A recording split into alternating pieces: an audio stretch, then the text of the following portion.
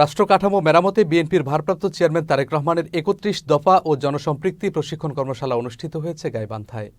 মঙ্গলবার গাইবান্ধা জেলা স্টেডিয়ামের ইনডোরে এ কর্মশালা অনুষ্ঠিত হয়। জেলা বিএনপির আয়োজনে এই কর্মশালার উদ্বোধন করেন বিএনপির কেন্দ্রীয় প্রচার সম্পাদক সুলতান সালাউদ্দিন টুকু। প্রধান আলোচক ছিলেন বিএনপির মিডিয়া বিষয়ক সেলের আহ্বায়ক অধ্যাপক ডাক্তার মওদুদ হোসেন আলমগীর। কর্মশালায় বিএনপির কেন্দ্রীয় নেতা সাবেক এমপি ব্যারিস্টার রুমিন ফারহানা, প্রফেসর মোর্শেদ হাসান খান সহ আরও অনেকে বক্তব্য রাখেন। একটা নতুন রাজনৈতিক দল কিছুদিন আগে আত্মপ্রকাশ করেছে। তারা বলা শুরু করলো এই অভ্যুত্থান নাকি ৩৬ দিনেই হয়ে গেছে। শেখ হাসিনা নাকি ৩৬ দিনের অভ্যুত্থানে দেশ থেকে পালিয়ে যেতে বাধ্য হয়েছে। এটা কি ঠিক?